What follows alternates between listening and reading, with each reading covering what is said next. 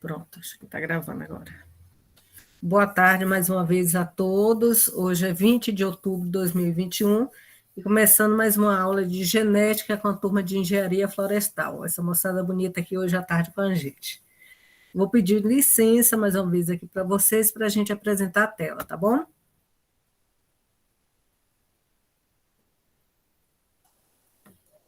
Partilhar. Demorando. Pronto, partilhar. Tá lento aqui meu sistema hoje. Pronto, agora acho que foi. Pronto. Todo mundo visualizando aí, né? Sim, sim. Gente, eu, no meio da aula, eu vou precisar descer para abastecer minha garrafinha, que eu já tomei ela quase que toda aqui, ó. Eu estava até comentando com o Rafael, antes de vocês chegarem, que eu tive, de quinta-feira para cá, uma gripe muito forte. Eu, meu marido, minha filha, só meu filho não ficou. E pensamos até que fosse Covid. Inclusive, no sábado para cá, eu perdi até o olfato. Eu falei, pronto, é Covid. Mas fizemos o teste, saiu o resultado, graças a Deus, não é Covid, mas a gente ainda está se restabelecendo. Estou um pouco sem fôlego, então não se preocupe que está no meu normal, mas eu estou bem melhor do que estava. Vamos lá. Nossa aula de hoje é sobre ligação gênica e mapeamento genético. Vocês já tiveram alguma aula com esse conteúdo de genética em algum momento da formação acadêmica? Vocês saberiam relacionar o que é ligação gênica ou mapeamento genético? Eu não lembro, não, professora. Quando a gente fala assim, ligação gênica, o que vocês acham que pode ser uma ligação gênica?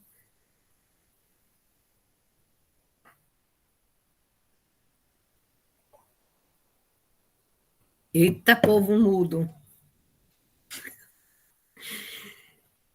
O que é alguma coisa que, quando a gente fala assim, tá ligado?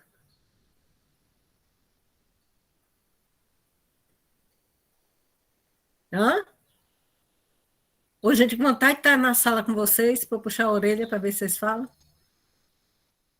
A ligação gênica, gente... Ó, antes de falar ligação gênica, então, para vocês entenderem o contexto. Quando nós trabalhamos a primeira lei de Mendel, a segunda lei de Mendel, nós estudamos as leis mendelianas e na segunda lei de Mendel, a gente viu que quando a gente trabalhava aqueles cruzamentos para conseguir a população F2, que é a população segregante, o cruzamento teste, que é o cruzamento 2, que é o cruzamento da F1 com o pai homozigoto, para obter aquela proporção 1 para 1 para 1 para 1.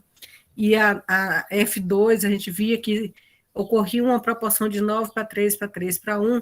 Nós discutimos nessa aula que essa proporção que ocorria nessa população só era possível devido à distribuição independente dos genes. Então, a gente trabalhou com duas características naquelas aulas, vocês também trouxeram na apresentação de vocês alguns exemplos que vocês criaram, mas duas características, cada característica controlada por um gene com dois alelos, havendo relação de dominância. E quando a gente fala de distribuição independente da segunda lei de Mendel, cada gene que está relacionado com a manifestação de uma característica, ele se encontra em um gene independente. Então, aqui, representando, a gente tem um gene A, que está em um locus, em um cromossomo, que é independente do cromossomo onde se encontra o gene B. Então, se a gente, para ficar mais claro, né, a gente pode relacionar, por exemplo, que o gene A está localizado no cromossomo número 1, por exemplo, então eu teria o par número 1, que veio do pai e um da mãe, mostrando aqui duas formas aléricas possíveis em um indivíduo, e o cromossomo B poderia estar, por exemplo, no cromossomo número 2, também nas duas formas possíveis, uma herdada do pai e outra da mãe. Então, a gente vê que os dois genes, então, considerados A e B, cada um está no seu cromossomo 1 e cromossomo número 2. Então, isso é que diz a segunda lei de Mendel quando a gente estudou lá atrás de genes independentes. E o que acontece é que esses genes independentes, então, a gente já se espera que na F2 vai ocorrer uma proporção próxima a 9 para 3 para 3 para 1. Porém, quando a gente monta um experimento conforme aquele que nós montamos, né, e que as proporções são diferentes dessa esperada na F2, de 9 para 3 para 3 para 1, ou diferente de 1 para 1 para 1 para 1 no reto cruzamento 2, isso nos indica que essa diferença de proporção pode estar ligada ao fato dos genes estarem ligados. E o que seriam, então, esses genes ligados? Isso se deve ao fato de que, muitas vezes, em um mesmo cromossomo, nós não temos apenas um gene. A gente tem vários genes situados em um mesmo cromossomo e, por vezes, as características que nós estamos avaliando simultaneamente, os genes estão ligados em um mesmo cromossomo. Então, no gene independente, a gente viu que o gene A estava no cromossomo 1, o gene B no cromossomo número 2. Quando eles estão ligados, eles estão situados no mesmo cromossomo. Então, isso aqui é ligação gênica. A ligação gênica quer dizer que os genes estão ligados em um mesmo cromossomo. Então, quando a gente tem a distribuição independente, conforme a gente estudou no mendelismo, em que cada gene está no seu cromossomo, e a gente tem os pares cromossomos com os diferentes alelos, a gente viu que os gametas formados podem ser de 4 tipos, pela combinação de Azão, Bzão, Azão, Bzinho, Azinho, Bzão e Azinho, Bzinho. Então, na proporção de 25% de cada um dos gametas, conforme a gente aprendeu lá na segunda unidade, né, que seria o híbrido, Azão, Azinho, Bzão, Bzinho. Então, o híbrido, ele forma, então, 4 tipos de gametas, um de cada, carregando cada combinação. Quando os genes estão ligados, conforme a gente acabou de mostrar, os dois genes situados no mesmo cromossomo, acontece que metade dos gametas serão aqueles que vão ser transmitidos para os descendentes com a mesma combinação que estava presente nos parentais. E uma proporção menor de gametas vai ocorrer uma recombinação entre segmento de cromossomos maternos e paternos, permitindo que ocorra uma recombinação como essa que a gente está vendo aqui nos recombinantes. Então, não são formados 4 tipos de gametas com aquelas combinações que a gente já estudou nas mesmas proporções, e sim gametas com combinações exatamente estava nos parentais e alguns recombinantes devido à ocorrência da permuta gênica. Então, para ficar mais entendido esse assunto, como ocorre essa ligação gênica e como realmente a gente percebe essa distorção em um experimento, como o que nós já realizamos, a gente pegou esse exemplo que está lá no livro de vocês, Genética na Agropecuária. É importante, eu friso sempre, é importante ler o livro para poder fixar a aula, se abastecer de mais conhecimentos, e lembrando que toda a sequência da aula e os exemplos eu pego desse livro, que é um livro de genética voltado para a área vegetal e animal. Então, nesse exemplo que eu peguei no livro, nós temos lá um estudo que foi realizado em relação à herança para a forma do fruto, né, do tomateiro, e a inflorescência do tomateiro, que pode ser simples ou composto. Então, foi realizado todos aqueles passos experimentais que a gente já trabalhou com vocês, cruzamento do pai 1 com pai 2 puro para obter F1, cruzamento de F1 com F1 para obter F2, cruzamento do F1 com o pai homozigoto recessivo para obter o retocruzamento 2. Então, todos esses cruzamentos estão representados, seus resultados aqui nessa tabela. Então, a gente tem aqui que o parental 1, ele tem a característica fruto alongado e a inflorescência simples, e foi cruzado com o parental 2, que tem um fruto redondo e a inflorescência composta. E aí, o híbrido obtido tinha o fenótipo fruto redondo e inflorescência simples. Então, a característica redondo do pai 2 é dominante e a característica inflorescência simples do pai 1 é que é dominante, então foi manifestada aqui na F1. Cruzou-se F1 com F1 para obter a geração F2. A gente sabe que quando são dois genes, cada um com dois alelos, havendo relação de dominância completa, é esperada em F2 uma proporção próxima a 9 para 3 para 3 para 1. Então, em F2 foi a frequência das quatro classes fenotípicas obtidas, foram essas que a gente tem aqui. E aí, do cruzamento do F1 com o pai homozigoto recessivo, foi obtido, né, então, o cruzamento teste, que é o retocruzamento 2, nessa proporção de 23, 85, 83 e 19. A gente sabe que no retocruzamento 2, que é o cruzamento teste, é esperado uma frequência de 1 para 1 para 1 para 1. Aqui a gente já percebe muito mais claramente do que na F2 de que as proporções não estão seguindo aquelas proporções próximas a 1 para 1 para 1 para 1. E aqui fica mais difícil a constatação, mas para que a gente possa realmente entender se está ocorrendo as proporções mendelianas ou não, a gente tem que fazer aquele teste de Q quadrado, aquele teste estatístico que a gente já aplicou nas atividades com vocês. É ele que vai nos dizer se vai aceitar a hipótese de segregação 9 para 3 para 3 para 1, ou rejeitar, assim como no retocruzamento aqui, o que é o cruzamento teste. Então, nessa pesquisa, olha aqui uma fotografia, né, uma ilustração, na verdade, fotográfica, mostrando diversos formatos do tomateiro, né, o que a gente está estudando, formato alongado e circular, e a inflorescência simples e a inflorescência composta, que está sendo estudada. Então, o que foi realizado nessa tabela foi fazer o Q quadrado para a geração F2 e para o retocruzamento 2.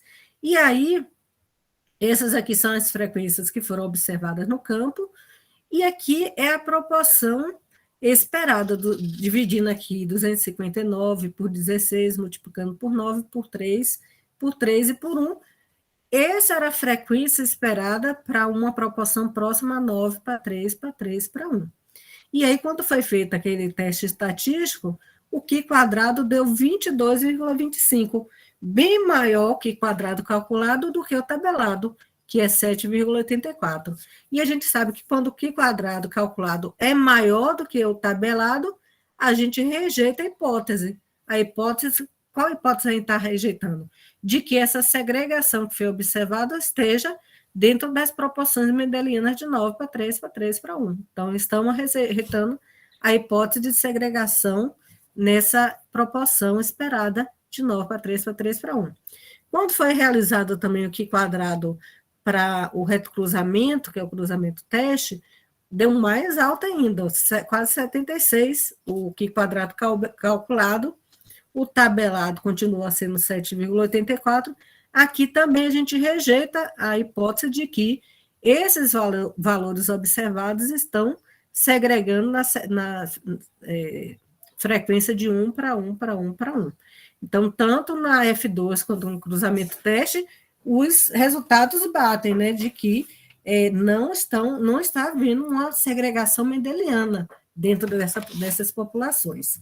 E aí, quando a gente se depara com um resultado como este, isso é um indicativo de que o que está acontecendo nessa população é que os dois genes que nós estamos avaliando, tanto relacionado com o formato do fruto do tomateiro e da inflorescência estão ligados, ou seja, estão situados no mesmo cromossomo, por isso que as proporções, né, não estão exatamente na proporção que deveria ocorrer para cada uma das populações. E aí, para comprovar isso, de que o fenômeno que está ocorrendo é o fato deles estarem ligados, quando a gente pega os valores separadamente para a característica forma e inflorescência e soma quantos indivíduos na minha F2 tinha característica redonda, foi 126 com 63, que dá 189. E o formato alongado, aí fui somar também, 66 e 4. Quando a gente faz uma proporção, uma análise estatística só para a forma, a gente vai ver que isso aqui bate uma segregação de 3:1. Quando faz estatística, também comprova que, considerando apenas a forma, ela segrega na proporção mendeliana 3:1. A inflorescência fazendo a mesma coisa, 26 com 66, ou para inflorescência simples, e o composta 66 com 4, também dá uma proporção mendeliana de 3:1. Então, observe, quando a gente analisa separadamente as duas características, a proporção mendeliana bate exatamente na proporção 3:1, inclusive pelo teste estatístico. Mas, quando analisada simultaneamente, ocorre essa distorção justamente por eles estarem ligados no mesmo cromossomo, o que vai atrapalhar no processo de recombinação que ocorre lá na meiose. Então, quando a gente tem genes ligados em um mesmo cromossomo, a gente diz que a gente tem grupos de ligação. O que é o grupo de ligação? Por exemplo, no Licopécico esculento, que é o tomateiro que a gente está estudando agora, o nome científico dele. O tomateiro ele possui 12 pares de cromossomos e ele tem aproximadamente 1.000 genes já descobertos. Então, você imagine que se cada gene estivesse situado em um cromossomo específico, a gente teria necessariamente que ter 1.000 cromossomos, um para cada gene, e nenhuma espécie socorre. Então, para acomodar tantos genes em poucos cromossomos, é lógico deduzir que vários genes estarão situados no mesmo cromossomo. Essa figura é uma fotomicrografia e representa aqui os cromossomos de uma das variedades de tomate, mostrando os 12 pares. Então, se a gente contar aqui, eu tenho 24 cromossomos e representam 12 pares de cromossomo. E cada par representa um grupo de ligação, aonde vários genes estão situados nele. E aí, quando eu tenho genes ligados, para quem trabalha com melhoramento genético, é importante saber o que é chamado de fases de ligação que ocorrem no meu híbrido, no meu F1. Por exemplo, a gente, na segunda unidade, olha como é que os assuntos são importantes de uma unidade para outra. Né? Tudo tem uma correlação. Na primeira unidade, quando a gente fez os cruzamentos, por exemplo, cruzando o parental 1 com o parental 2, os parentais puros homozigóticos, a gente sabe que o F1 ele vai ser Azão, Azinho, Bezão, Bezinho. Mas quando a gente verifica a arrumação desses genes nos cromossomos, a gente que tem no pai 1, por exemplo, como ele é duplo homozigoto, os dois cromossomos estão carregando simultaneamente os dois alelos dominantes de cada gene e o par recessivo, os dois recessivos. E aí o F1 herda um cromossomo de um pai carregando o Azão, Bezão, e o outro carregando o Azinho, Bezinho. Ele é heterozigoto, Azão, Azinho, Bezão, Bezinho. De modo que um dos cromossomos carrega os 2 dominantes e o outro os 2 recessivos. Para essa arrumação de genes nos cromossomos na F1, é dito que ele está em fase de aproximação, chamado de fase cis, quando ocorre essa situação que a gente está vendo aqui. Genes dominantes em um cromossomo, genes recessivos em outro. Mas é possível cruzamento desse tipo também, em que o meu parental puro 1, ele é puro, mas carregando os dominantes de um gene e os recessivos de outro. E sendo complementar ao pai 2, que carrega o recessivo do primeiro e o dominante do segundo. E aí, o meu F1, ele vai continuar sendo Azão, Azinho, Bzão, Bzinho, porque ele vai receber um gene dominante e recessivo de cada parental. Só que, quando a gente vê a arrumação dos cromossomos, como é que está os cromossomos desse parental 1? Ele tem um dominante e um recessivo de cada gene aqui presente, dominante de A e recessivo de B. O pai 2 já é o oposto, o recessivo de A e o dominante de B. Ele recebe um dominante do pai 1, carregando Azão e Bzinho, que está aqui embaixo, e recebe do pai 2 o cromossomo com Azinho e Bzinho. Ele continua sendo heterozigoto, Azão, Azinho, Bzão, Bzinho. Só que agora, cada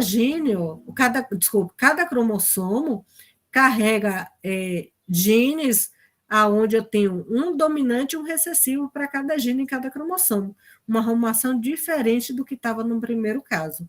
Então, quando ocorre um híbrido com os genes distribuídos dessa forma nos cromossomos, é dito que ele está em fase de repulsão ou fase trans, por conter, ao mesmo tempo, um dominante e um recessivo em cada um dos cromossomos. E aí eu represento esse genótipo para que o geneticista saiba como é que está a arrumação dos genes nesses cromossomos, dessa forma aqui.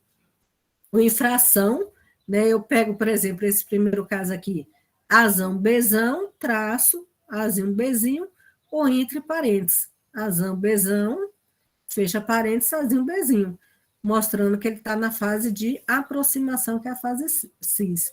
No segundo exemplo, mostrando também infração, Azão, Bzinho, barra, Azinho, Bzão, ou entre parênteses, mostrando que ele está na fase trans. Então, para o melhorista genético, essa informação de como esses genes ligados estão organizados nos cromossomos é de extremo valor para o cruzamento que ele vai realizar e as combinações que ele pode obter devido a esses genes ligados. E aí, uma pergunta, né, em relação a esse grupo de ligação, que são esses genes ligados no mesmo cromossomo, eu pergunto mais uma vez uma resposta que eu até já respondi anteriormente. Será que esse grupo de ligação de genes serão transmitidos para a descendência sempre em conjunto? Sempre ligados? Dá um sinal de que vocês estão vivos. Acho que não. Por quê, Rafael? Foi Edu. Oh, por quê, Edu? Porque vai ter a recombinação, sei lá, aí não vai tudo ao mesmo tempo, né? Isso mesmo. Lá no iníciozinho, quando eu mostrei a diferença da distribuição independente para os genes ligados, eu falei que quando eles estão ligados, a gente vai ter gametas com a mesma combinação parental e recombinante devido à permuta. Então, o que acontece é que essa aqui é a combinação parental para esse exemplo. No parental 1, eu tenho no cromossomo gene ligado Azão, Bzão, e no parental 2, Azinho, Bzinho. E a gente sabe que vão surgir indivíduos recombinantes com a característica do pai 1 e 2 simultaneamente, devido à permuta gênica que permite a troca de segmentos. Por isso que no tomateiro a gente viu, eu vou voltar só um pouquinho aqui para ficar mais claro aqui, ó. No tomateiro, a gente viu que o parental 1 é alongado e simples, e o 2 redondo composto. mas a gente viu que surgiram recombinações de alongado composto, ó, que está presente só nos parentais nesse indivíduo aqui, e redondo simples nesse aqui, devido a essa recombinação que ocorreu entre segmentos de genes no mesmo cromossomo. E isso acontece lá na meiose. Gente, deixa eu baixar isso aqui. Pronto. Então, isso acontece devido ao que a gente aprende lá na meiose, pareamento dos cromossomos homólogos, troca de segmentos que vai ocorrer a permuta gênica, chamar também de recombinação gênica, o crossing over do inglês, é o que permite, então, separar genes ligados, fazendo com que ocorra um embaralhamento de segmentos de cromossomos maternos e paternos. Então, nesse caso, volta novamente a pergunta, será que os grupos... Eu pensei que eu tinha desligado, ou baixado o negócio, continua chegando aqui. Deixa eu tentar baixar aqui notificações. Pronto. E aí, quando eu perguntei, né, será que eles serão sempre herdados juntos? Vai depender, ocorre a permuta que permite a separação. Porém, depende também da distância que esses genes se encontram um do outro. Porque se eles estiverem muito próximos, isso impedirá a ocorrência de formação de quiasmas, que é o ponto de ligação e quebra e troca entre os cromossomos. Então, se eles estiverem muito próximos, isso faz com que eles sejam transmitidos sempre juntos. Então, se ele tem uma característica que está ligada à outra, as duas características vão aparecer sempre em conjunto, porque elas nunca são recombinadas devido a estarem muito próximas. Isso em animal, algumas características, os produtores até avaliam simultaneamente, porque tem uma característica pelo gene A, por exemplo, que é visivelmente observável, mas que já se sabe que está ligada a um outro gene, que fenotipicamente não é fácil a identificação, mas você sabendo que ele está ligado, se eu observo a característica ligada ao gene A, indiretamente eu sei que ele vai ter a característica de B também, porque eles estão sempre ligados devido à proximidade de serem transmitidos sempre juntos. Mas, à medida que essa distância vai se ampliando, a possibilidade de ocorrer permuta gênica vai se ampliando também. E aí ocorre a recombinação, então, formando esses recombinantes. Então, quando ocorre recombinação entre os genes ligados, a gente diz que a ligação entre eles é parcial. A ligação parcial permite, então, formar recombinantes. Quando eles estão muito próximos e que não ocorre recombinação, a gente diz que a ligação é completa, que é o exemplo que eu usei, que muitos produtores usam para correlacionar algumas características em animais. Em vegetais também isso ocorre, mas isso é muito comum para quem trabalha com produção animal.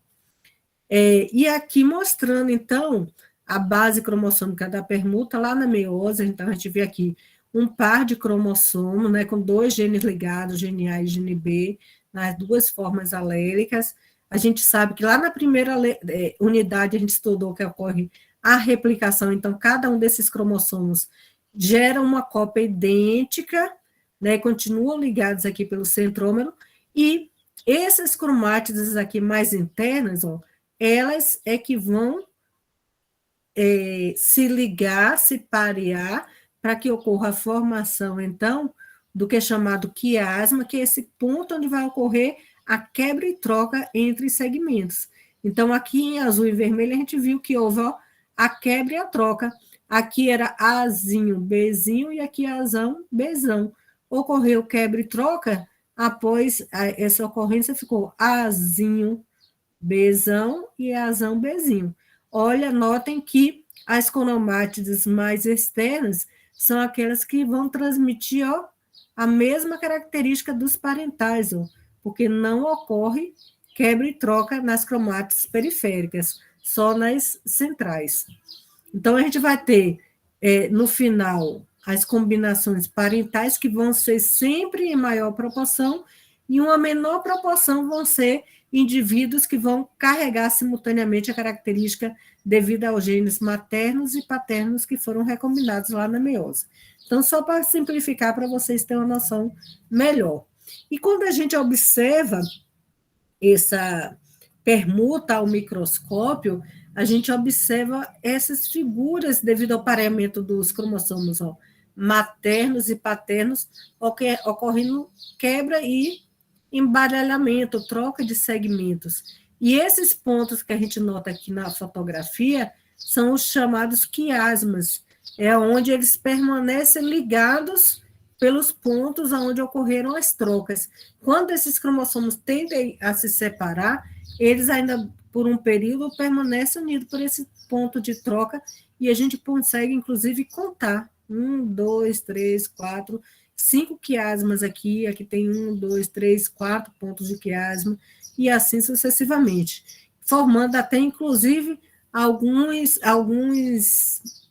formatos inusitados, como esse aqui que é chamado de cruzeta, porque tem a forma de cruz. Isso ocorre porque, nesse caso aqui, esse cromossomo ele tem uma aberração estrutural. Para que ocorra um pareamento, ele precisa se contorcer e forma um formato de cruz, bem como esse aqui em anel. Nos demais, né, que estão sem nenhuma alteração morfológica, é nesse sentido longitudinal, e a gente consegue contar. Então, mata a cobra e mata o pau. Não adianta dizer que os cromossomos maternos e paternos recombinam segmentos e genes. A gente consegue observar isso ao microscópio ocorrendo na meiose. E aí, é importante, então, quando os genes estão ligados em um mesmo cromossomo, principalmente para o melhoramento genético, é fazer estimativa de como será essa nova segregação que vai ocorrer na minha F2, no meu retocruzamento 2, já que aquela segregação mendeliana não serve mais para fazer estimativa, porque ela não se repete devido a essa ligação. Então, para isso, é realizado um cálculo chamado de estimativa de frequência de recombinação. Gente, os passarinhos aqui hoje estão cantando. Vocês estão ouvindo esse piano alto aí? Ou só eu aqui? Vou até fechar a janela aqui, que até para falar eu estou com dificuldade.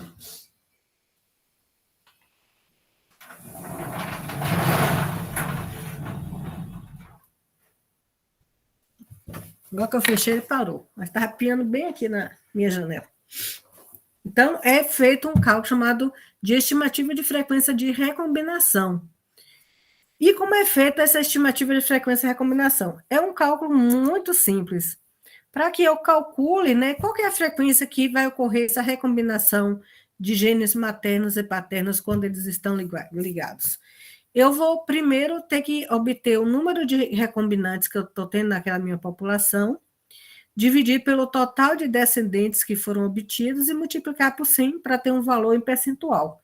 Então, é um cálculo muito simples, vocês vão ver que não tem mistério. Então, pegando aqui novamente o exemplo que a gente trabalhou lá no início, mostrando na tabela, então, eu tenho aqui o meu cruzamento teste, que é o meu retocruzamento 2, em que a gente viu que as frequências aqui, ó, para redondo simples, cada classe fenotípica, ó, 23, 85, 83 e 19, no total 210 descendentes. Então, é no cruzamento teste onde a gente vai encontrar os valores que a gente precisa para fazer esse cálculo simples de frequência de recombinação. Por quê?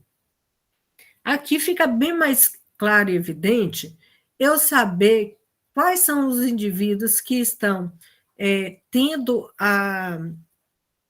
herdando, né, a mesma característica parental, porque serão sempre as duas classes que têm o maior número de indivíduos, e os recombinantes, como eu falei, são aquelas duas classes que vão ter uma proporção menor, que são os indivíduos recombinantes.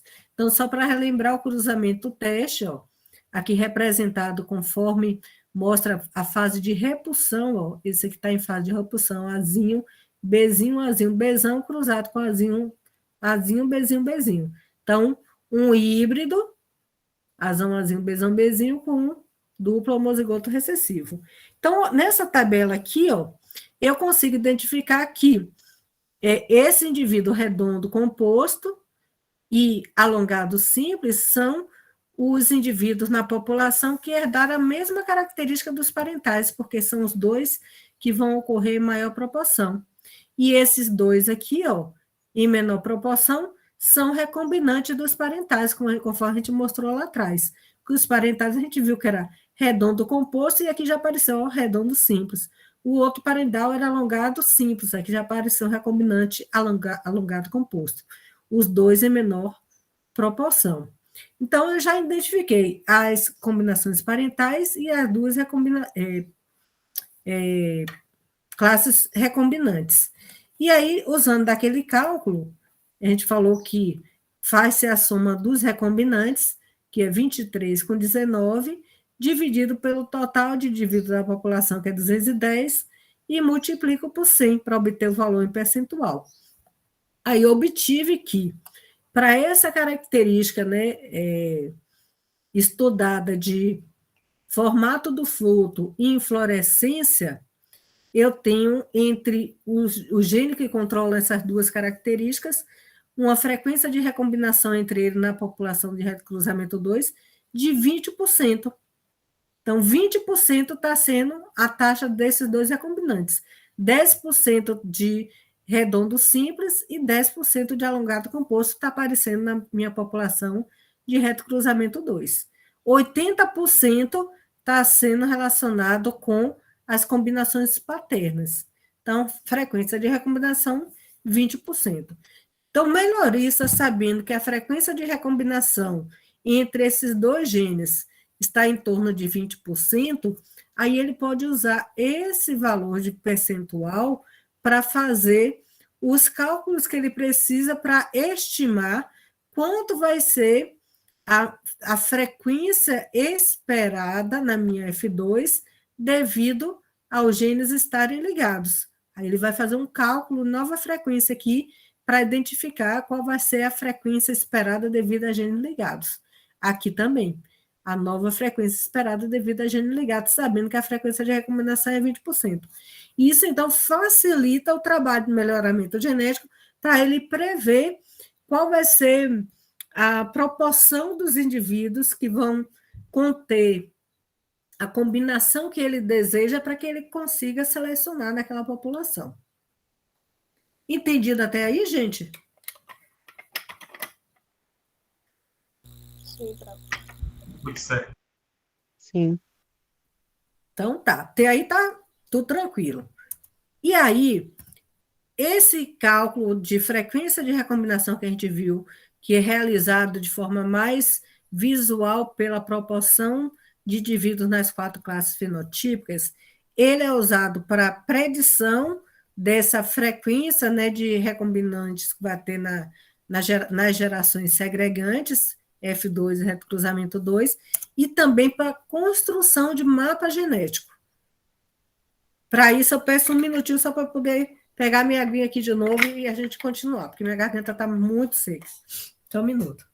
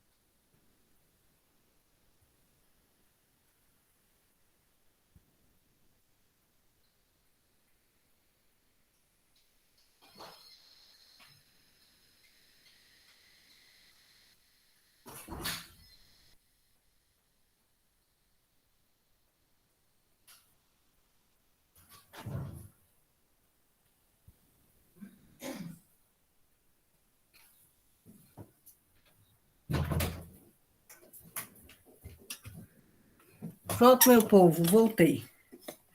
O que vocês acham que pode ser o mapeamento genético? O que vem a ser o mapeamento genético, afinal de contas?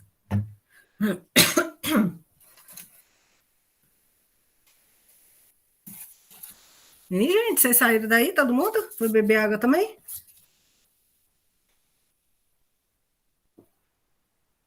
Estou aqui, prof. O que você acha que pode ser o mapeamento genético?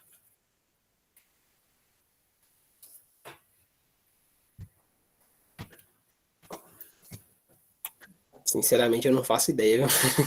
Quer ver? Vamos raciocinar junto, então. Um mapa, né? Você vai viajar a primeira vez. Aí você vai ver no mapa, você vai pegar o mapa e vai olhar, só olha, esse final de ano eu vou conhecer Minas Gerais. Eu nunca fui a Minas e eu quero viajar com meus amigos de carro. Então, a primeira coisa que vocês vão pegar é um mapa e tentar ver, né? Qual a melhor rota, por onde vocês vão passar, qual estrada, quais cidades que vão aparecer naquele caminho, não é isso? Qual a distância de uma cidade para outra, qual a distância total que você vai percorrer até chegar na cidade que você quer. Não é assim que a gente usa o mapa rodoviário? Sim. Então, quando a gente começou a aula, né, a gente falou que existem mais genes no genoma das espécies do que número de cromossomos. Em eucariotos, por exemplo, estima-se que a gente tenha 30 a 40 mil genes, né? E a gente não tem 30 a 40 mil cromossomos em nenhum organismo eucarioto conhecido, né? E a gente sabe, então, que a gente tem visto é que vários genes estão situados em um mesmo cromossomo, e quando a gente pensa nesse cromossomo aqui como uma estrada, né, reta, a gente tem que, no percurso dessa estrada reta, vão aparecer esses genes.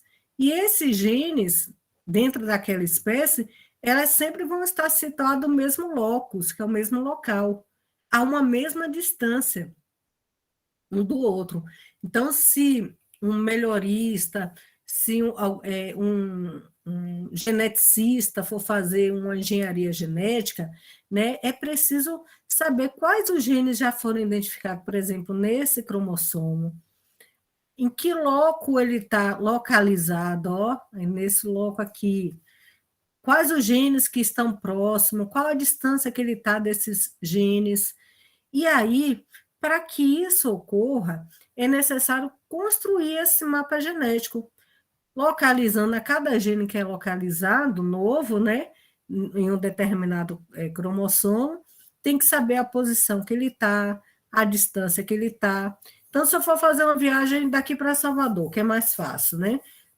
Eu pegando o mapa, eu sei que eu saindo aqui de Conquista, direção Salvador, eu vou ter no meu caminho Planalto. Então, eu sei que eu vou passar primeiro por Planalto, para depois passar por Poções, para depois passar por Jequié, por Milagres, por Feira. E essa sequência de cidades e a distância que elas têm uma da outra não muda.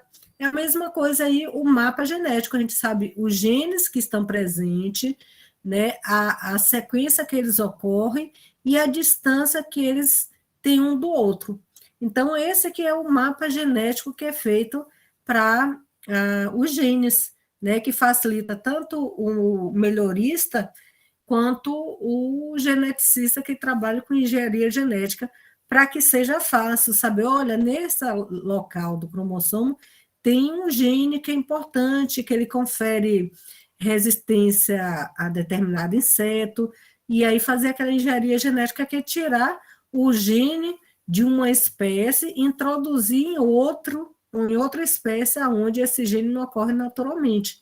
Mas para isso tem que saber qual cromossomo esse gene está localizado, em qual local, quais os genes que estão próximos, né? Porque ele tem interesse apenas nesse gene aqui. Então, todas essas informações para a engenharia genética é importante.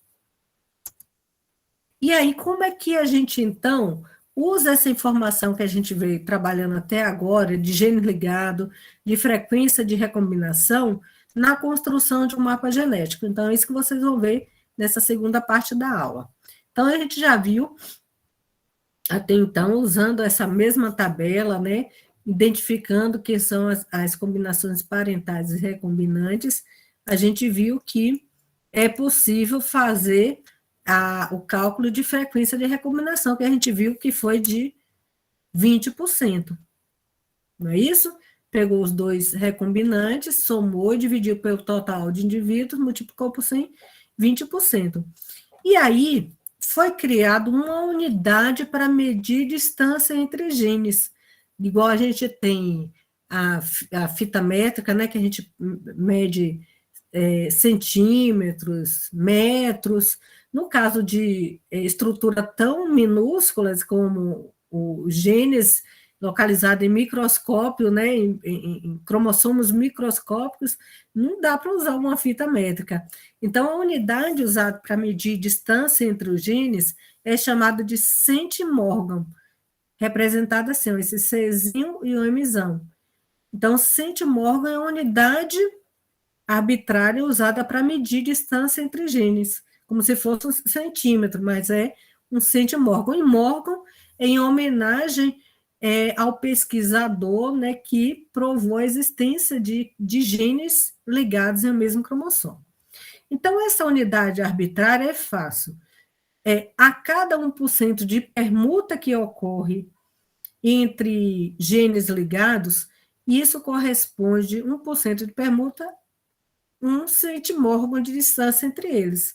Então, se eu falo assim, ó, eu tenho dois genes, gene A e B, e eles têm 1% de permuta, eu estou já convertendo diretamente para a distância entre eles. Isso quer dizer que eles estão distantes a 1 centimorgan de distância entre o outro. Para esse gene relacionado com a morfologia do fruto e a inflorescência, a gente viu que ele tem 20% de permuta entre esses dois genes, da inflorescência e do formato do fruto.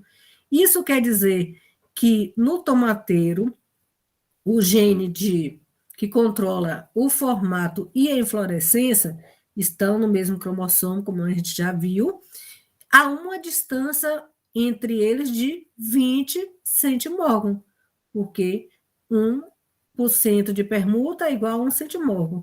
20% de permuta é igual a 20 centimorgan de distância entre esses dois genes. Entendido? Certinho. Então, essa conversão é direto. Mas, quando se está fazendo um mapeamento genético mesmo para identificação de genes, o que os geneticistas fazem são cruzamentos relacionando 3 genes simultaneamente, e não apenas 2, como a gente está mostrando aqui, para identificar a distância entre eles. Então, é chamado, deixa eu passar aqui, é chamado de teste de 3 pontos. Os 3 pontos correspondem a 3 genes ligados que são analisados simultaneamente para que seja construído um mapa genético. Então, aqui esse exemplo também, ele foi retirado lá do livro de vocês, mostrando a construção de um mapa genético usando 3 genes ligados, gene A, B e C, em milho, para 3 características. Então, lembrando sempre, para fazer esse teste de 3 pontos, é sempre cruzado o F1, que é o heterozigoto, nesse caso ele é triplo heterozigoto, com o parental homozigoto recessivo aqui para os 3 genes. E eu vou obter, então, aquela população que, se não fosse ligada, eu ia ter a mesma proporção aqui, para cada classe fenotípica ia ocorrer a mesma proporção entre eles. Mas como são ligados, olha, os valores são bem diferentes, não ocorrendo a mesma proporção. Bom, então nesse caso aqui, nesse exemplo que foi utilizada pelo livro, para estudar 3 caracteres no milho, a gente tem que o alelo recessivo azinho é um alelo que vai produzir um fenótipo de plântulas virescentes na planta de milho. Bzinho, plântulas brilhantes, e Czinho, a planta macho estéril. A planta macho estéril é que a parte reprodutora masculina do milho, né, ele vai produzir um grande pólen que é infértil, que não vai fertilizar o óvulo. É um macho estéril mesmo. E aí, a gente analisando, então, essa tabela aqui, a gente verifica, então, que os indivíduos, então, que tem a combinação que carrega Azinho, Bzinho e Czinho, ele vai ser, ó, ao mesmo tempo, brilhante, estéril e virescente, que ele carrega os 3 recessivos que manifestam esse fenótipo. E o indivíduo normal vai ser aquele que carrega pelo menos um Azão, um Bzão e um Czão. Ó. E quando a gente vê a proporção desses dois, ó, o indivíduo normal é um dos que tem a maior proporção aqui nessa população, 235 indivíduos, e o recessivo, ó, também é um dos que tem a maior proporção, 270, que é do cruzamento. Ó. Lembra? O parental 1, ele tem um dominante de cada um, que é o heterozigoto, e o parental triplo recessivo corresponde a esse. Lembra que eu falei, quando os genes são ligados, os descendentes, as 2 maiores proporções sempre vai corresponder à combinação parental? Então, a gente tem aqui, ó, na população de filhos, as 2 classes maiores aqui são aquelas 2 classes que estão carregando a proporção parental, né? Paterna e materna. Então, eu tenho aqui só eu olhar a tabela, sem precisar olhar nem esse cruzamento aqui, eu já diria aqui, ó, esse indivíduo é que herdou a proporção de um dos parentais e esse aqui, 270, do outro parental. Então, para isso, a gente vê, é necessário, lá no campo, quem está colhendo as informações vai anotando lá. Brilhante estéreo, né? Então, brilhante estéreo, ele tem o Bzinho e o Czinho, que dão essas 2 características. Para o Azão, ele é normal, foi 62 indivíduos. Apenas estéreo, ó, ele tem apenas o Czinho, que torna ele o macho estéreo. Para as outras 2 características, ele é normal, foram 40. Estéreo e virescente, ó, o Azinho e o Czinho, foram 4. Então, todas essas características fenotípicas que são observadas lá no campo foram aqui observadas e anotadas aqui na tabela. Os dados foram tabulados. E a gente tem, então, a combinação de todos esses genótipos aqui relacionados com os fenótipos que foram observados no campo. Foram observados, então, um total de 726 indivíduos. E o que a gente faz, então, com essa tabela, com esses valores, para construir o mapa genético?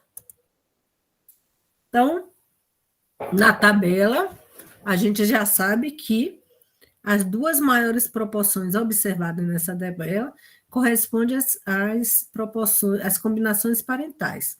Parental 1 e o parental 2 aqui.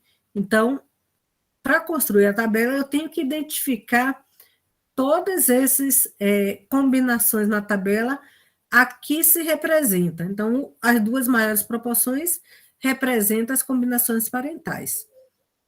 O próximo passo é identificar as combinações que representam as permutas duplas. O que são as permutas duplas? Vou pegar isso aqui, ó. Eu tenho lá o parental 1, que eu falei é Azão, Bzão, Czão, parental 2, Azinho, Bzinho, Czinho. Então, eles vão transmitir para o híbrido, o filho, né, essa combinação. Um transmite um cromossomo com os dominantes, o outro com recessivo. Pois bem, a gente tem que os 3 genes estão situados no mesmo cromossomo, portanto, estão ligados.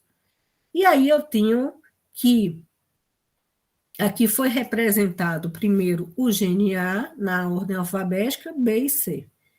Eu tenho que, entre A e B, eu tenho uma região entre eles que pode ocorrer troca de segmentos entre esses 2 genes. E essa região é chamada de região 1. Entre B e C, aqui também pode ocorrer troca, quebra e troca entre esses dois genes, correspondendo à região 2.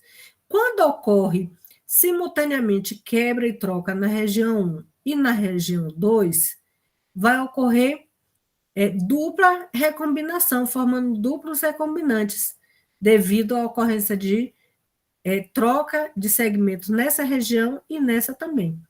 Isso vai ocorrer dentro dessa população aqui, que a gente está analisando na tabela, em menor proporção, porque a probabilidade de ocorrer quebra e troca simultaneamente nas duas regiões é menor do que ocorrer só na região 1 ou só na região 2. Então, na tabela, quando eu analiso, as duas classes fenotípicas que ocorrem em menor proporção são as duas classes que ocorreu recombinação simultânea na região 1 e na região 2. Quando eu analiso a tabela, ó, as duas menores classes fenotípicas são, essas duas, 4 indivíduos e 7. Então, eu identifico que a combinação de genótipo Azinho, Bzão, Czinho e Azão, Bzinho, Czão são as duas classes aonde ocorreu dupla recombinação, formando duplos recombinantes, com os valores de 7 e 4. E eu vou anotando isso aqui. Tem um exercício, viu, que está no final desses slides, que vocês vão seguir esse passo a passo que eu estou fazendo aqui para conseguir resolver eles. As duas maiores proporções, vocês identificam as combinações parentais, as duas menores proporções, os duplos recombinantes, e aqui, para ficar mais claro como ocorre essa recombinação dupla, eu vou mostrar, então, que no cromossomo duplicado aqui, quando ocorre dupla recombinação, na região entre A e B, vai ocorrer ligação entre os cromossomos, para que ocorra o quiasma e quebra e troca entre eles. E na região 2 também, aqui representando região 1, região 2. Então, ocorreu o pareamento aqui, vai ocorrer quebra e troca, formando, e olha aqui, na lateral aqui, que são as cromátides aqui da periferia, não ocorre ligação entre eles, então não vai ocorrer recombinação, só nos dois centrais. Então, o que vai ocorrer? Vai pegar o azão, quebrou, trocou, pegou a parte rosa aqui com o Bzinho, quebrou, trocou e pegou o Czão de novo, formando essa combinação aqui, azão, Bzinho, Czão, que foram quantos indivíduos? 7 indivíduos, com essa combinação, azão, Bzinho, Czão. Na parte de baixo, azinho, quebrou, trocou, pegou o Bzão, trocou de novo, pegou o Czinho. Então, ficou Azinho, Bzão, Czinho, com 4 indivíduos. Então, vai formar indivíduos com a mesma combinação de genes parentais, Azão, Bzão, Czão, Azinho, Bzinho, Czinho, e 2 duplos recombinantes. E aí, esses duplos recombinantes, a gente tem que saber realmente qual que é a ordem dela. Será que a ordem dos genes é ABC? Será que não poderia o C ser o central e a gente ter A, B e o C no meio? Ou poderia ser diferente, ter B, C e A no meio? Como é que eu faço para saber qual é a verdadeira ordem desses genes? Para isso é fácil também. Eu preciso comparar o genótipo dos meus parentais com o genótipo dos duplos recombinantes que eu peguei na minha tabela. Na tabela eu peguei esse genótipo de 4 e esse de 7, que estão representados aqui embaixo. Então, quando eu comparo esse genótipo duplo recombinante, que ele tem 2 dominantes e 1 recessivo, Azão, Bzinho, Czão, combino com o pai triplo dominante aqui, a gente vê que o único que altera em relação ao parental 1 é o B. Quando eu pego o segundo duplo recombinante aqui, e comparo com o homozigoto recessivo, a gente vê que também é só o B que altera em relação ao recessivo. Então, O gene que se altera em relação aos parentais, nos dominantes, é aquele que está no meio, que está no centro. E nesse caso, a gente viu que o único que se alterou em relação ao parental 1 foi o B, e em relação ao parental 2 também foi o B. Isso quer dizer que a ordem que foi representada aqui é a ordem correta, porque o B é o gene central. Não importa se eu jogar A aqui e C aqui e ler A, B e C, ou então A, B e C. Importante que a gente identifique dos três qual é aquele central. E isso nós fizemos fazer essa comparação. O que a gente fez nessa tabela? Nessa tabela, a gente, então, identificou as combinações parentais, identificou as combinações de duplos recombinantes e também identificamos a ordem correta do gene, que é essa que a gente está representando, A, B e C. Entendido? Ó, Certinho. dados da tabela. Genótipo dos parentais de maior frequência, dos duplos recombinantes, os dois com menor frequência, e a ordem correta dos genes que a gente fez comparando os duplos recombinantes com os parentais. Agora, eu preciso identificar aqueles descendentes na população aonde está ocorrendo troca apenas na região 1, que é entre o gene A e B. O genótipo parental continua o mesmo, não muda. Foram aqueles que foram usados lá no início e transmitidos para a descendência, dos dominantes aqui e os recessivos. Então, aqui na região 1, a gente tem que identificar lá naquela tabela quais são os descendentes que estão ocorrendo troca só nessa primeira região aqui. Então, novamente, ó, mostrando que na região 1 vai ocorrer formação aqui de quiasma, ó. Aqui é a ponto de quebra e troca. Então, nas cromátides periféricas não ocorre a combinação, eles são transmitidos para a descendência aqui, ó, o mesmo conjunto que ocorria nos parentais. E aqui vai ocorrer, ó, azão, quebrou, trocou, pegou Bzinho, Czinho, formando esse primeiro recombinante aqui, ó, azão, Bzinho, Czinho.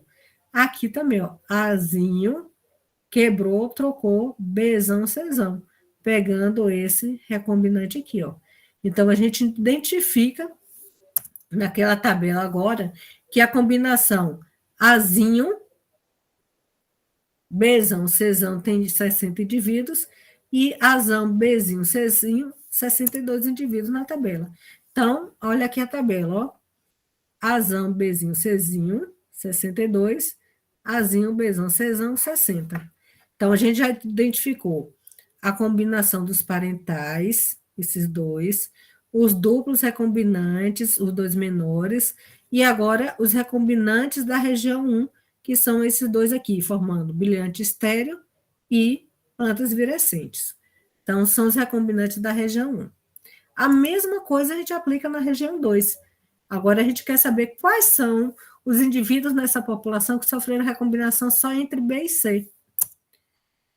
Então, entre B e C, lembrando sempre que as cromátides da periferia são transmitidas para a descendência sem que ocorra recombinação, é o bloco, o conjunto, e aqui a gente vê que é onde ocorreu o ponto de quebra e troca, ó, azão, Bzão, quebrou, trocou, pegou o Czinho, e o de baixo, azinho, Bzinho, quebrou, trocou, pegou o Czão, formando esses dois recombinantes aqui do meio, azão, Bzão, Czinho, e azinho, Bzinho, Czão, que na tabela, ó, corresponde a essas duas classes aqui, dos estéreis, com 40 indivíduos, e brilhante virescente, com 48 indivíduos. Agora, a gente já conseguiu, então, entender como ocorre a formação dos recombinantes na região 1, que é entre A e B, recombinante na região 2, entre B e C, e os duplos recombinantes, que é a região simultânea na região 1 e 2, formando todas aquelas combinações que a gente viu naquela tabela. E a gente conseguiu identificar, então, as duas maiores classes são as classes que correspondem às combinações parentais, as duas menores, onde ocorrem dupla recombinação, A gente viu que 62, essa classe aqui, e essa última classe é entre A e B, e essas duas últimas classes é entre B e C. A gente conseguiu, então, na tabela, identificar cada uma das possibilidades de recombinação para formar essa nova população. E aí, agora, a gente vai conseguir usar esses valores da tabela para a gente fazer aquele cálculo de frequência de permuta que a gente fez lá atrás, para saber a distância entre os genes. Então, para isso, eu vou primeiro fazer a estimativa de distância entre a região 1, que envolve o gene A e B. Para isso, eu vou ter que somar aqueles recombinantes que ocorrem na região 1, que a gente identificou, que são 62 indivíduos com 60, mais os duplos recombinantes, porque eles também sofrem recombinação na região 1. Quando a gente soma a classe dos recombinantes da região 1 e duplos recombinantes, a gente vai ter um total de 133 indivíduos que estão sofrendo recombinação nessa região. Ó, então, na tabela, estão representados aqui os valores, e a gente, então, soma e divide pelo total de indivíduos da população. 133 dividido por 726 indivíduos nessa população, multiplicado por 100, eu vou ter 18,3% de recombinação que está ocorrendo entre o gene A e B desse milho. E a gente já sabe que a cada 1% de recombinação corresponde a 1 centimórgão de distância. Então, se eu tenho 18,3% de frequência de permuta, isso quer dizer que os dois genes A e B estão distantes entre si no cromossomo a 18,3 centimórgão. Entendido, gente? Viu como é simples esse cálculo? O que é mais trabalhoso é ficar atento para identificar cada uma o que corresponde a cada ponto de cruzamento aqui nessa tabela, para que a gente consiga obter esses valores e somar e jogar naquele cálculo de frequência de permuta que a gente já aprendeu. Aí a gente identifica a distância entre os genes. A mesma coisa a gente faz entre o gene B e C, que está na região 2. A gente pega os indivíduos que foram identificados naquela que estão ocorrendo permuta naquela região entre B e C, que são esses dois aqui, ó, com 40 e 48, também entra no cálculo duplo recombinante, porque duplo recombinante também sofre recombinação na região 2. Dá 99 indivíduos, joga na fórmula, 99 dividido pelo total de descendentes vezes 100, 13,6 centimórgão, que corresponde que entre o gene B e C, eles estão distantes a 13,6 centimórgão de distância. E aqui na tabela também, ó, onde estão esses valores. Então, o que aconteceu aqui? A gente identificou na tabela quem eram as combinações parentais, duplos recombinantes na região 1, região 2, e a gente conseguiu usar esses valores para conseguir a frequência de permuta e estimar a distância entre eles. E aí, a gente tendo esses valores, agora a gente elabora um mapa genético.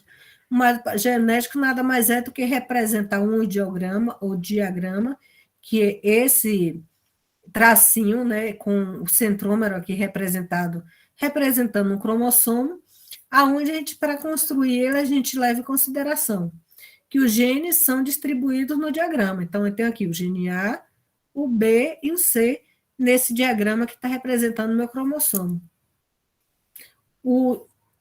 Os locos ou locais onde esses genes estão situados são indicados pelos alelos mutantes, então por isso que a gente usou Azinho, Bzinho, Czinho aqui. A distância entre eles é indicada a partir da extremidade do braço curto do cromossomo, no ponto 0. Então, o gene A aqui está no ponto 0. A distância entre esses locos vão sendo somados até outra extremidade. Então, aqui é meu ponto 0. De A a B, eu tenho 18,3. Então, 0 até B dá 18,3. E de B para C é somar 18,3 mais 13,6 o meu comprimento total de A até C é de 31,9. Então, eu somei 18,3 com 13,6 e deu um comprimento total de 31,9. O comprimento do cromossomo é função do número de genes identificados. Aqui, a gente tem 3 genes. À medida que novos genes vão sendo identificados, esse comprimento do cromossomo ele vai se estendendo e vão se somando aqui os novos genes com a sua ordem correta e distância entre eles. E uma informação hiper, mega, ultra, super importante, que vocês não podem esquecer nunca, é que quando 2 genes estão distantes entre si, a uma distância igual ou superior a 50 centimorgão, eles vão ser sempre separados pela permuta gênica, e aí eles vão se comportar sempre como se eles estivessem em cromossomos separados, diferentes, independentes, e vão segregar normalmente na distribuição mendeliana. Mas isso vai acontecer, a comportamento que eles, como se eles fossem independentes, sempre que for uma distância maior do que 50 centimorgão. Por exemplo, se entre A e B a distância que fosse 51 centimorgão, sempre haveria quebra e troca entre eles, e eles teriam uma segregação mendeliana, por estar uma distância que permite que eles sejam sempre recombinados. Mas, como eles estão a uma distância menor do que 150 centimorgão, em algumas ocasiões vai ocorrer quebra e troca entre eles, em outras não vai ocorrer quebra e troca. Por isso que a proporção de recombinação é menor do que a proporção dos parentais, que a proporção de parentais é quando não ocorre nem quebra nem troca, e eles são transmitidos sempre em bloco, sempre em conjunto. Então, a probabilidade de não ocorrer quebra e troca entre eles é maior do que ocorrer essa permuta formando recombinantes. Por isso que a proporção de recombinantes é sempre menor. E quanto mais próximo, ele mais difícil de ocorrer troca entre eles. A ponto que, se eles estiverem muito próximos, por exemplo, 5 centimorgão, né, isso vai dificultar e eles vão ser sempre transmitidos juntos, porque é uma distância que não vai permitir formar pontos de quebra e troca entre eles. Entendido até aqui, gente?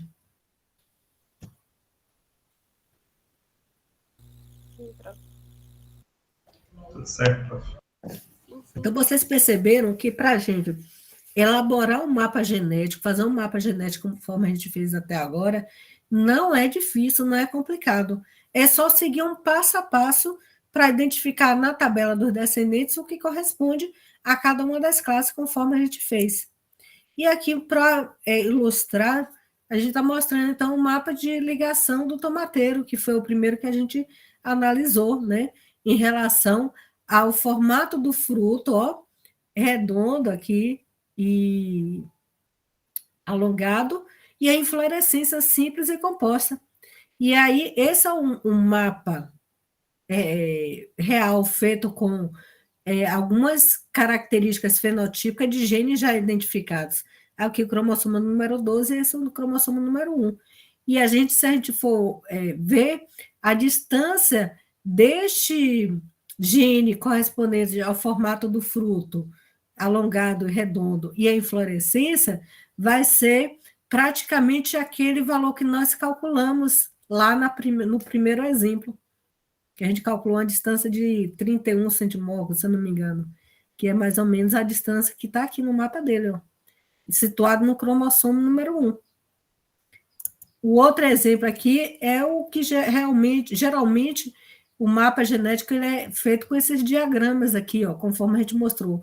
Um palitinho mostrando, representando o cromossomo, o centrômero dele, e os genes aqui, ó, o ponto 0, o gene recessivo, distante desse outro aqui, a 19 centimorgão, e aí vai sendo somado. Desse ponto a esse aqui, ó, 56 centimorgão, E desse ponto a esse aqui, a distância total desse gene para esse, 158 centimorgos. Aqui também a gente tem todos os cromossomos do milho, com os genes já identificados, aonde eles estão, qual cromossomo, a distância, o que facilita... Peraí, gente.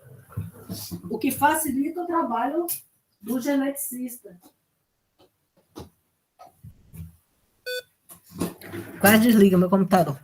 O que vai facilitar o trabalho, então, do melhorista genético, né, para identificar, saber se naquela espécie de milho que ele vai trabalhar, para as características que ele quer melhorar, os genes são independentes ou são cruzados? Ele vai procurar investigar no mapa. Porque se for cruzado, eles estiverem ligados, desculpe, se forem ligados, estiverem no mesmo cromossomo, a gente já sabe que ele vai ter que conduzir o experimento dele, fazendo cálculos que ele consiga predizer qual vai ser a segregação, porque não vai ser a segregação mendeliana. E isso ele já vai saber se ele tiver um mapa desse que indique que aqueles genes que ele vai estudar simultaneamente estão ligados. Se forem genes que estão em cromossomo diferente, um nesse e outro nesse, aí ele já sabe que está tranquilo. A segregação que ele vai obter lá na F2 é 9 para 3 para 3 para 1 para as duas características. Se for no cruzamento teste, é 1 para 1 para 1 para 1. Agora, se for no mesmo cromossomo, o procedimento já é diferente. Então, isso facilita o trabalho. Aqui é um mapa genético na drosófila. Por que eu trouxe a drosófila? Porque foi na drosófila que o Morgan estudou e conseguiu comprovar que os genes, né, podem estar ligados no mesmo cromossomo. Nesse outro slide, mostrando, então, um diagrama aqui de um mapa genético, conforme esse que a gente fez agora, e também existe outra forma também de localizar gene, que é por meio do mapa físico. O mapa físico é usando marcadores que marcam determinada região do cromossomo, ou cromossomos que tem marca muito específica, como o milho que tem os nobres, que são estruturas mais compactas. Isso facilita também marcar nessas regiões onde existem determinados genes.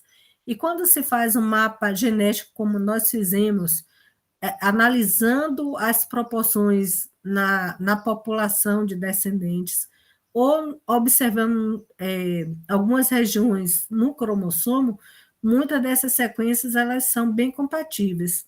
Então, para o melhoramento genético, principalmente, e como não se tem muito mapas físicos que possibilitem marcar também todos os cromossomos, o mais empregado é o mapa genético, conforme nós vimos até então.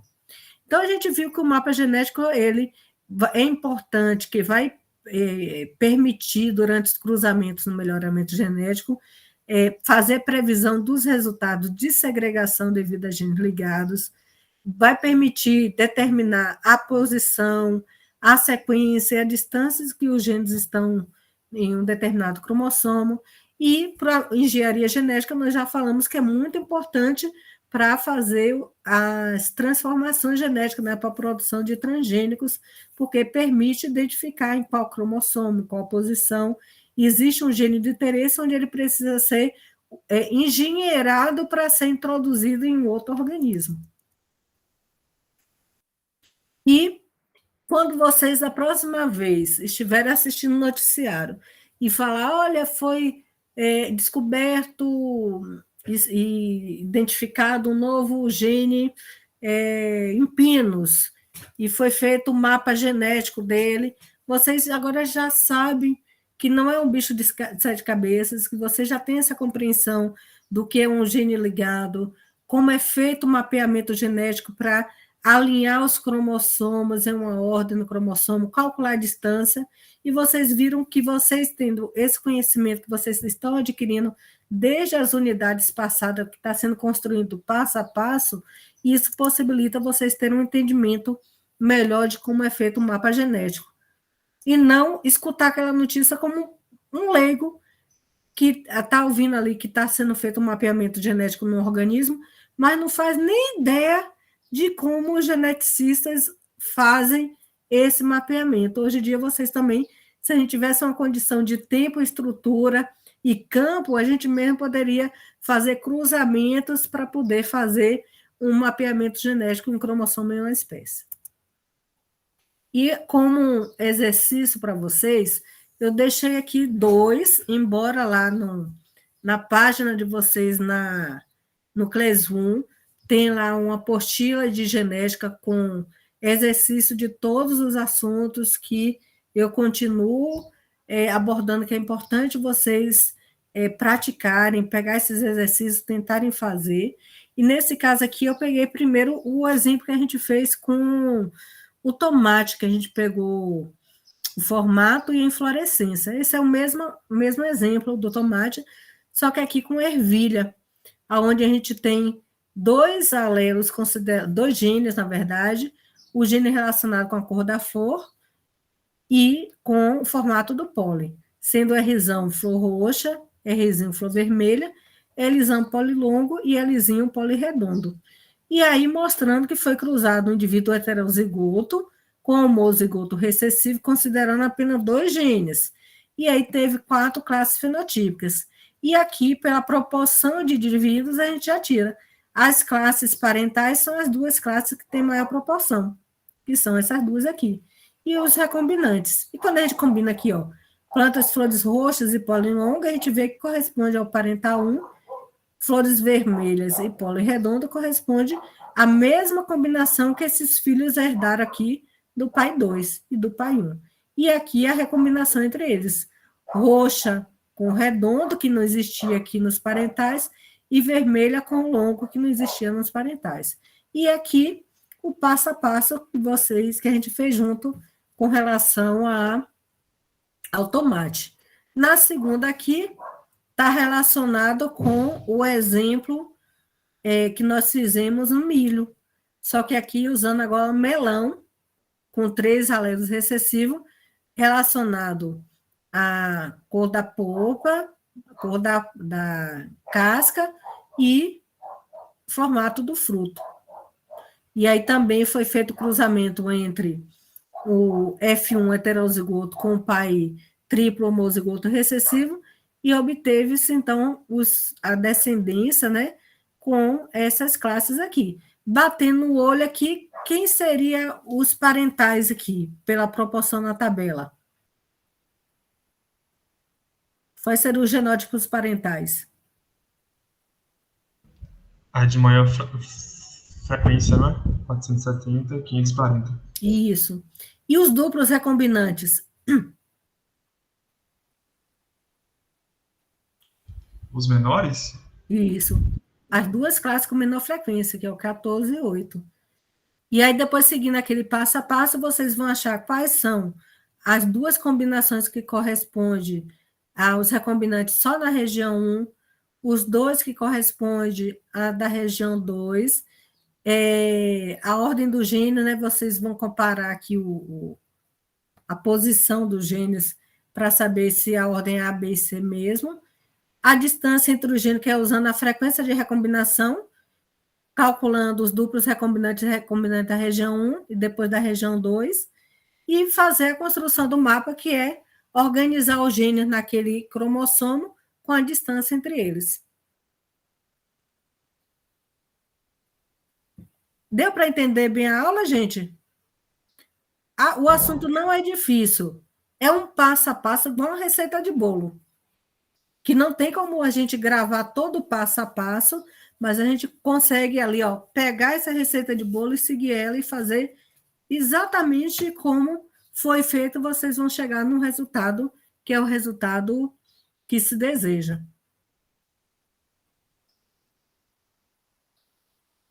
E viu como é interessante? Uma coisa que a gente vê muitas vezes no noticiário, numa revista científica, no trabalho científico, a gente acha, nossa, que é uma coisa que está tão além da nossa compreensão e da nossa possibilidade de execução, e vocês viram que não é bem assim, né? O nome, apesar de ser um nome bem pomposo, é algo que dá para poupar e a gente mesmo botar em prática.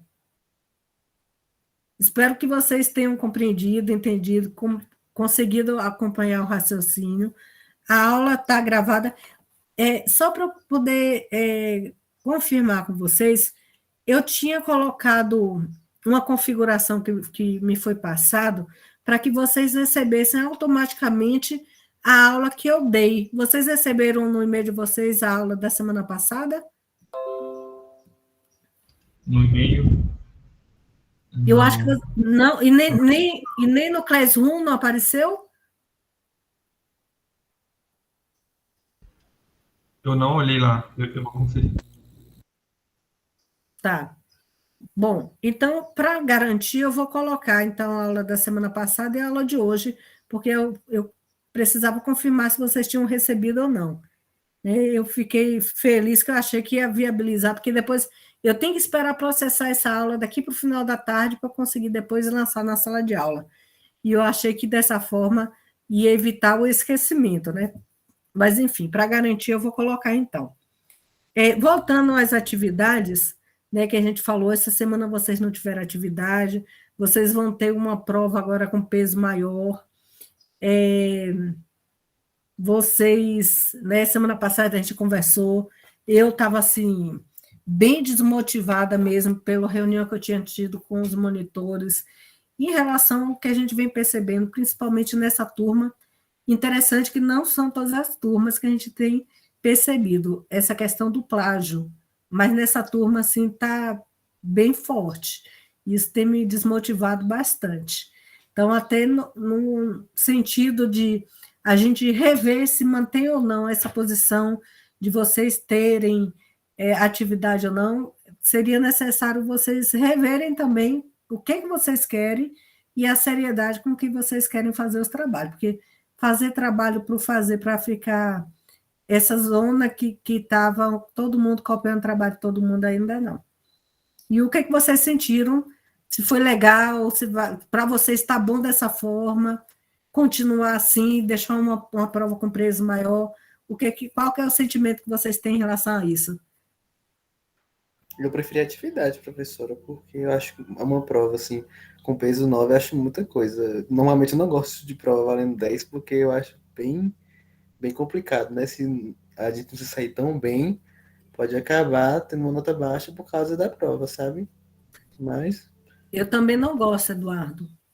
E aí é por isso que desde quando a aula era no presencial, que ninguém imaginava que iria correr Covid uma vez na vida, eu já fazia minhas atividades assim, com a atividade que eu passava semanalmente, para ir diluindo o conteúdo, diluindo o estudo, para não ficar um peso no dia de uma prova que pode ser tive problema, deixei para estudar de última hora, não entendi, é um tudo ou nada no momento que você pode não estar bem.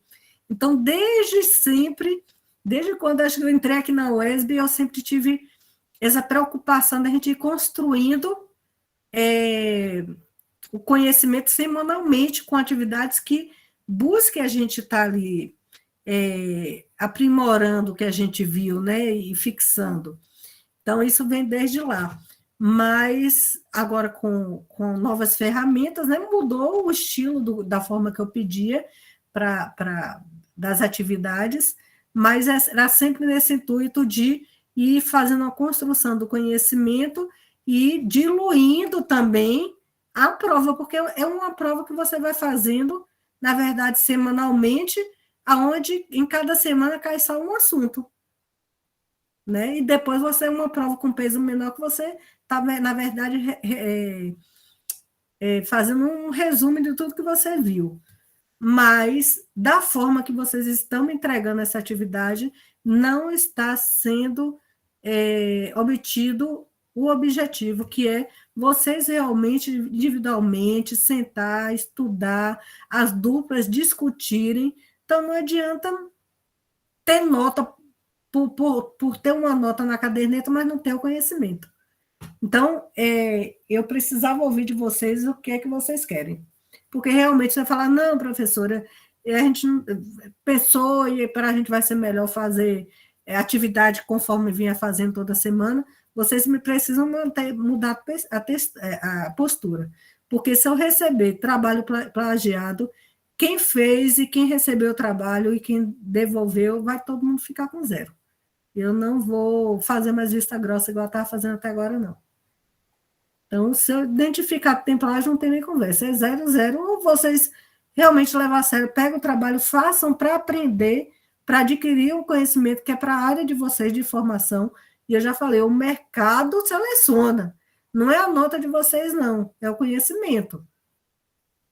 Então, não adianta ficar copiando o trabalho de colega, achando que com isso vocês estão passando com nota boa, mas o conhecimento, que é o primordial, não está ficando. Então, vou colocar em votação, para a gente simplificar aí. Para quem quer que tenha as atividades, levanta a mãozinha. Para quem quer só a prova, deixa sem a mãozinha, porque a gente aí já sabe que caminho tomar.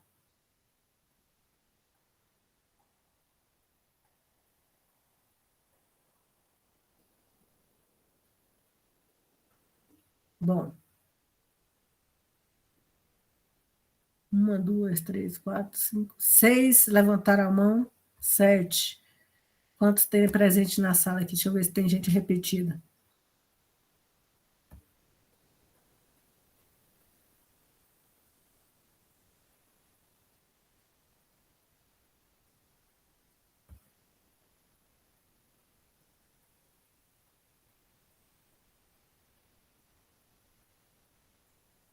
Bom, tirando eu, né?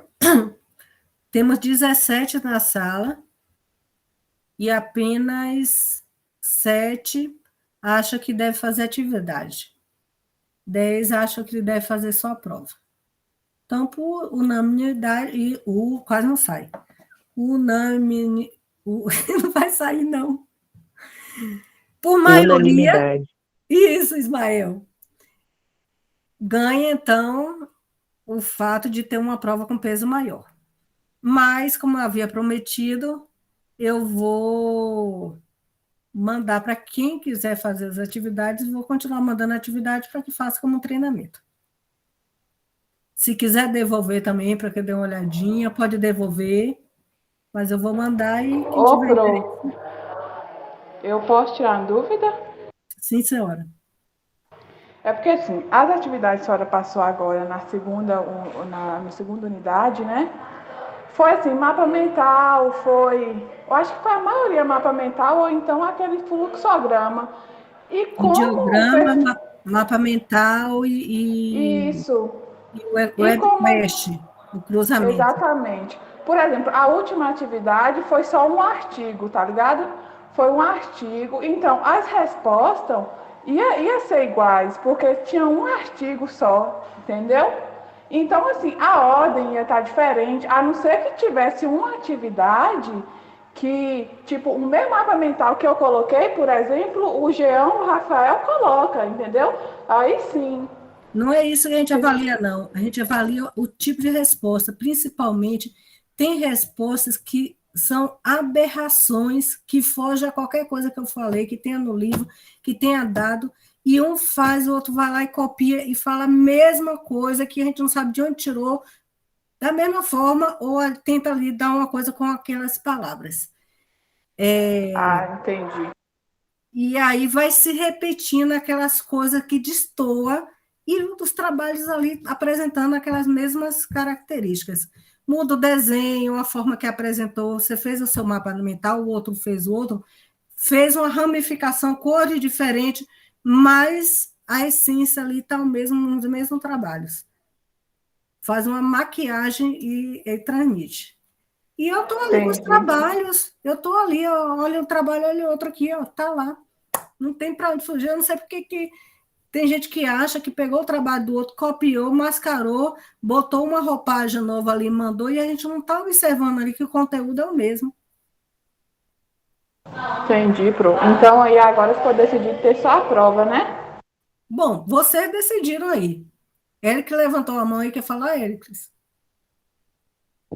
Não foi para deixar levantada da votação? Tem 18 alunos, 17 alunos na sala. 7 só votaram para que continuasse com as atividades semanais. 10 querem só a prova. Então, a gente vai pela maioria, mas de qualquer forma, para quem quiser praticar, tem o livro de genética na sala de aula, que tem exercício, tem a apostila de genética que eu coloquei cheia de exercício, e eu vou continuar mandando as atividades na sala de aula para quem quiser fazer como treinamento. Inclusive que nessa terceira unidade, a gente trabalha muito artigo científico também, voltado para esses temas. Então, eu trabalho um pouco da teoria, por exemplo, nessa aula de hoje, eu vou passar uns cálculos, que eu acredito que deva ser esses mesmos que eu coloquei aqui agora no final. E um artigo que mostra a aplicação prática do que a gente acabou de comentar numa experimentação científica dentro da área vegetal. Então, essa terceira unidade é toda assim, voltada com um artigo científico e uma partezinha teórica do que a gente falou na aula. Tá bom? Então, eu vou continuar mandando para vocês.